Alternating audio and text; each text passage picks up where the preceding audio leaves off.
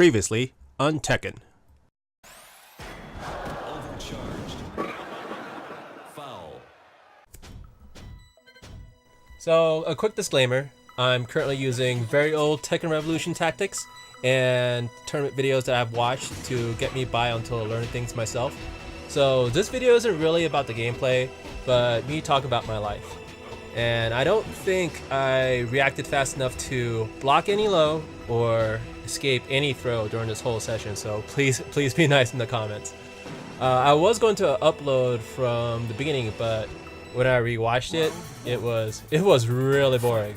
So I decided to rank up to first and first, and I will start showing from here. But if you're curious on how I did early on, then there will be a link in the description that showed my first 10 matches.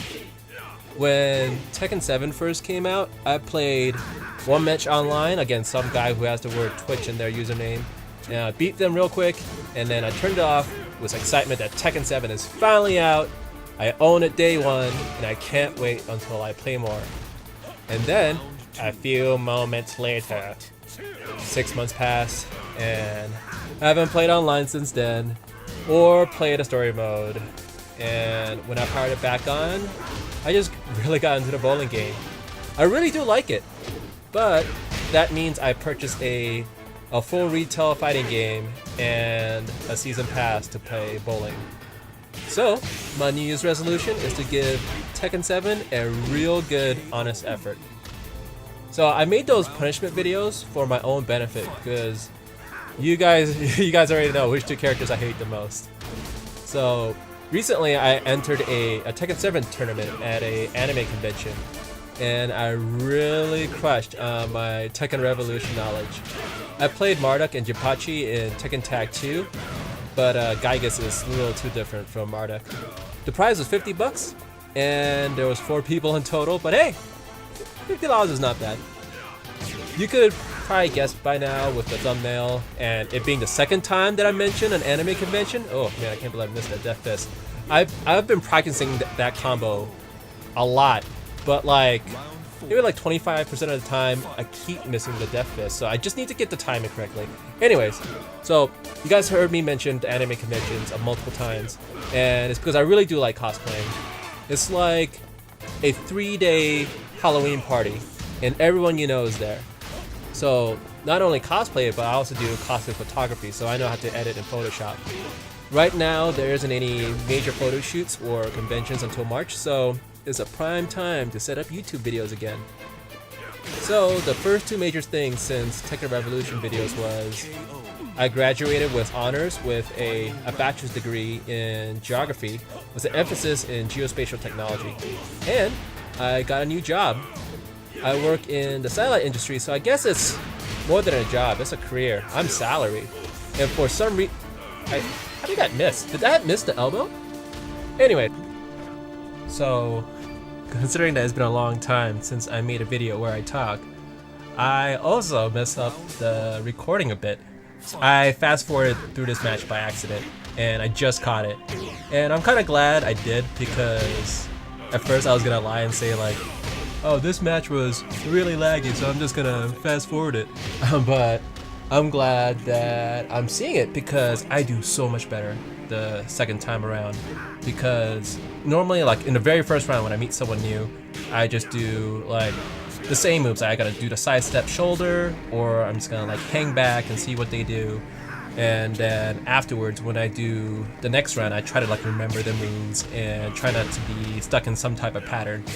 Well, anyways, I see that I've finally caught up to my original recording, so back to your scheduled recorded rambling.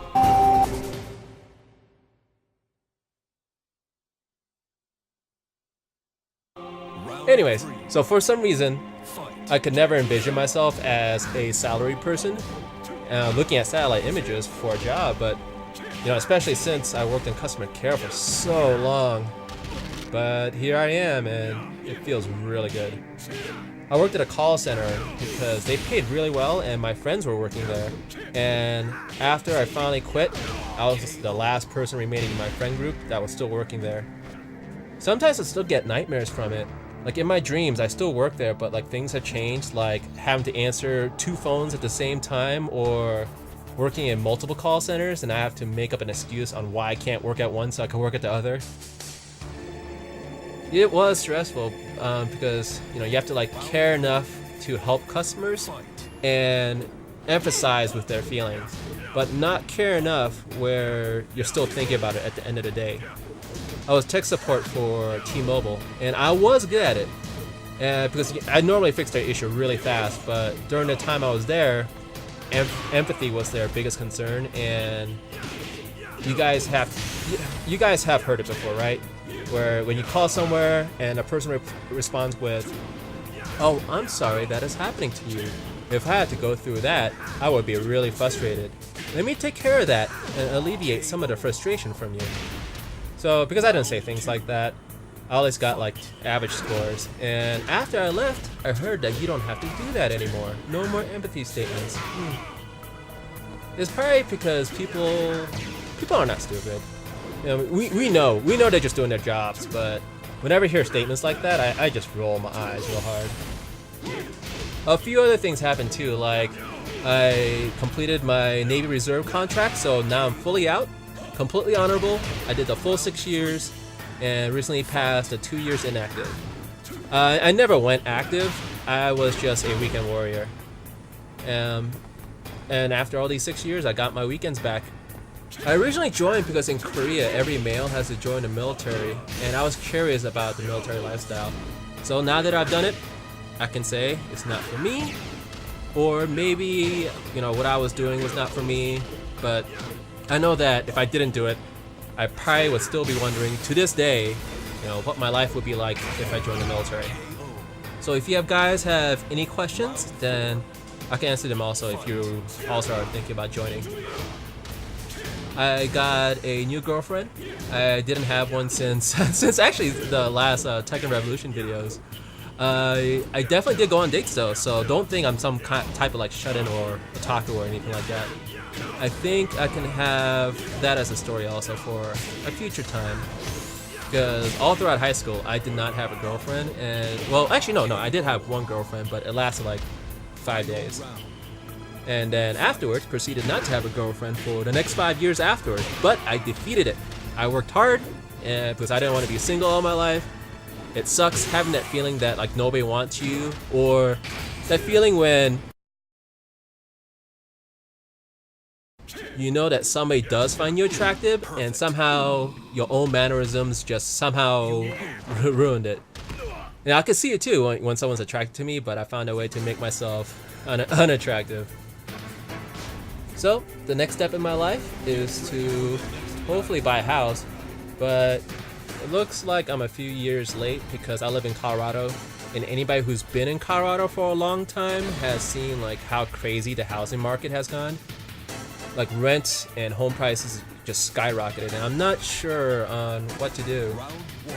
I can either try to buy a new one and just like immediately rent it out to people in hopes that I can live without roommates in the future, or I could rent now, save up, and eventually live in another state, or hope for some magic force causes home prices to stagnate or drop.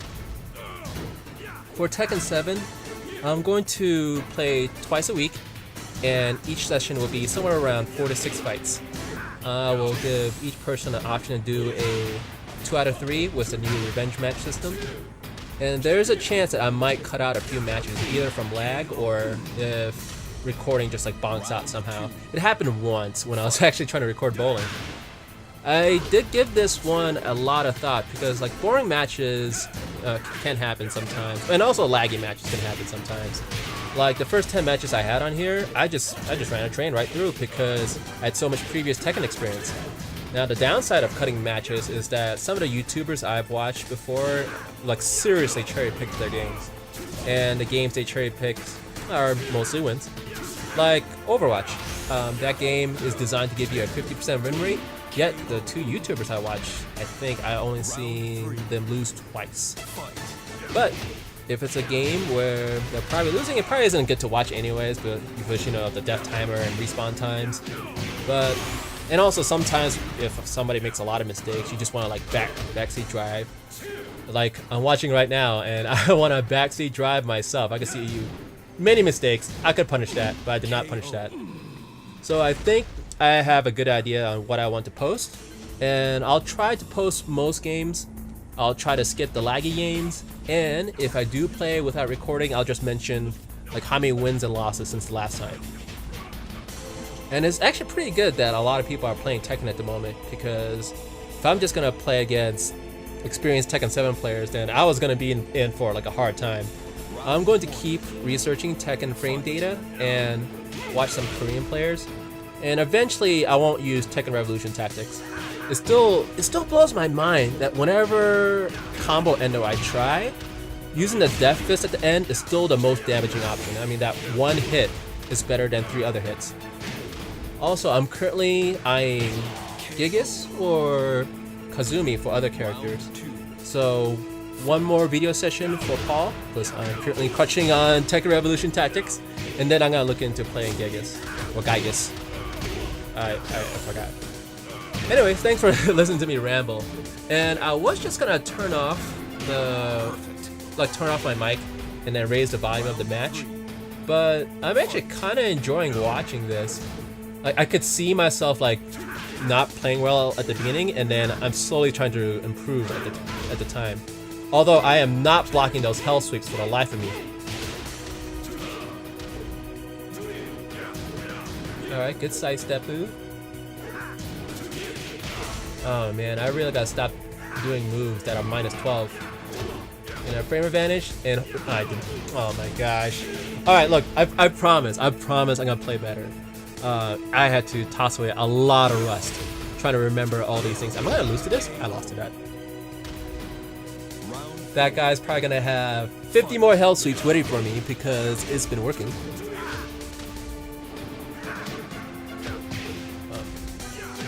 Alright, this is my comeback time. I think I'm waking up. Maybe? Oh, maybe not. Oh, punish. Thank you. Although I probably can launch that. I don't know what I was thinking at that time. And I'm glad people are not punishing the demo man, because I crutch on that too. Oh, good. That's good of me. I really should like start doing the quotations, the just frame version. I know it's definitely much easier to do. I just have to like time it. It's not like something I can make mistakes on, but I am so used to mashing it out that I need to break myself out of that habit. Oh yeah, I was expecting the hell sweeps the whole time. Oh, good cancel of me. And a low move? Yes, good. I really gotta stop doing that. Minus 12 for days. Oh, punish. Not the best punish, but better than nothing. Round 2. Fight. And I think I'm able to close these next 2 rounds really fast.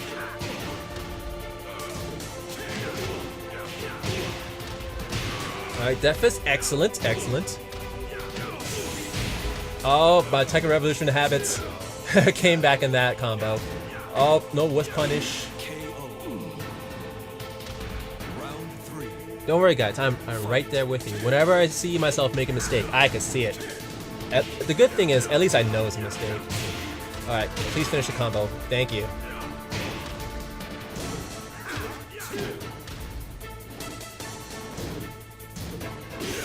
Oh, punish. Yes, excellent. I think it's a launch punish, but I'm not sure. I'll look up later, don't worry. Yep, that was a pretty good session. And looking at the timer, that this session has ended. Alright, so this video should go up on Tuesday, and on Thursday should be the next video.